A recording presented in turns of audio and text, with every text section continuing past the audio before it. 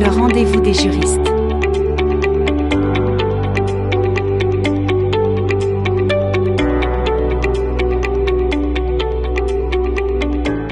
Le Code civil définit le PACS comme un contrat conclu entre deux personnes majeures, de sexe différent ou de même sexe, pour organiser leur vie commune.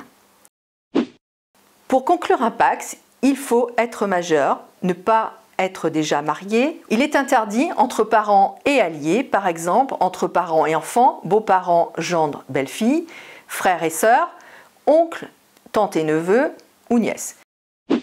Les partenaires effectuent une déclaration commune auprès de l'officier d'état civil de leur commune de résidence et doivent rédiger une convention entre eux qui est enregistrée. Il est recommandé de prendre conseil avant la rédaction du contrat. La convention peut être aussi rédigée par notaire et dans ce cas, c'est ce dernier qui recueille la déclaration conjointe et procède à l'enregistrement et à la publicité. L'existence du PACS est mentionnée en marge de l'acte de naissance de chaque partenaire. La convention de PACS peut être modifiée à tout moment et doit être enregistrée. Les partenaires s'engagent à une vie commune, à une aide matérielle et une assistance réciproque.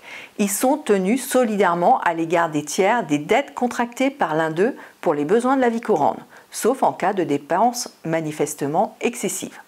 En dehors des besoins de la vie courante, chacun reste responsable des dettes personnelles qu'il a contractées avant ou pendant le PACS.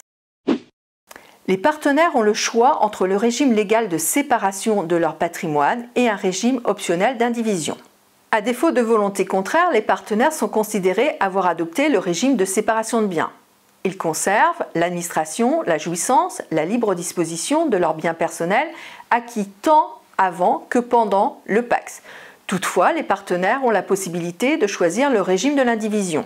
Les biens acquis après la conclusion du PACS sont alors présumés leur appartenir à concurrence de la moitié chacun, sans recours possible si le financement n'a pas été assuré par moitié chacun. La loi exclut cependant certains biens de l'indivision, comme les biens créés au cours du PACS, les biens à caractère personnel. Toutes les décisions les concernant doivent être prises à l'unanimité des deux propriétaires. Elle intervient par déclaration conjointe ou décision unilatérale de l'un des partenaires. Le partage des biens est opéré selon le régime patrimonial des partenaires. À savoir, si en matière de succession les pacsés bénéficient de la même fiscalité que les personnes mariées, le partenaire pacsé n'est pas un héritier légal de son partenaire et ne peut donc hériter de ce dernier que s'il a rédigé un testament en sa faveur. Le rendez-vous des juristes.